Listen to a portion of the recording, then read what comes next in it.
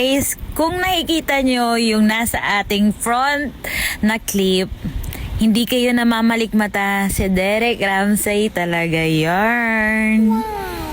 Napatapat lang sa kanya ang inyong lingkod nitong huli kasi wala nang kadi doon sa backdrop. Maliban sa akin, kaya kung maghahanap siya ng maganda, matangkad, maputi, mapayat, magaling, pues, ako ang binigay. Kawawa naman siya. Sorry na lang sa kanya.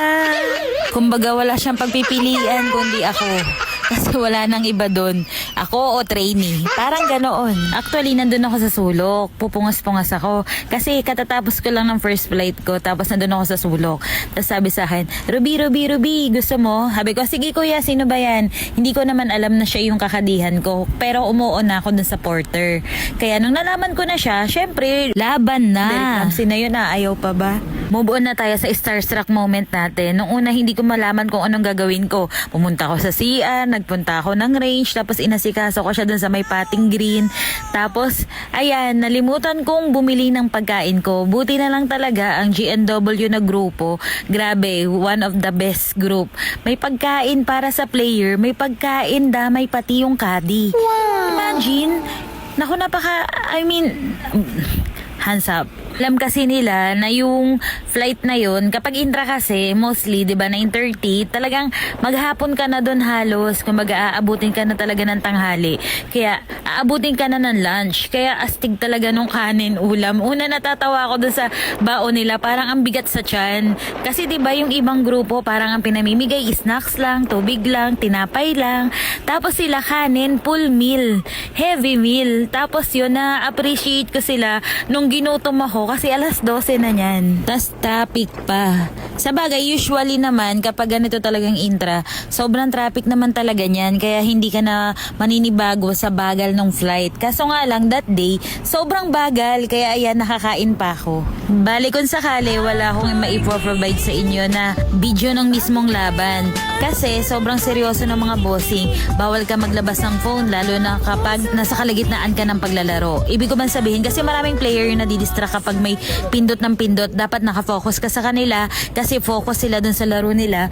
Then, bawal silang madistract. Kailangan talaga parang hands-on na hands-on ka. Bawal ka dumukot ng phone. Kaya, hindi ko masasabi. Ikukwento ko na lang kung ano yung nangyari. Bali, hall 11 pa lang, tapos na kami. Hahanga ka rin talaga dun sa ka-flight namin, lalo na kay Sir Miggy. Ang ganda ng mga recover niya kasi may isang butas doon na na-OB na siya. Tapos pangalawa na tubig.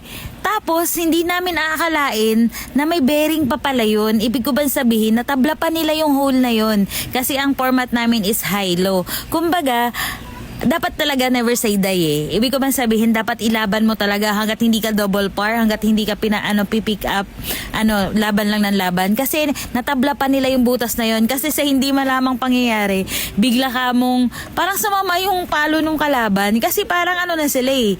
On na sila sa 3 on eh. Mantakin mo bang na 3 putts pa? O na 4 putts? Hindi ko masyadong ma-recall yung nangyari. Pero parang biglang sumama yung palo.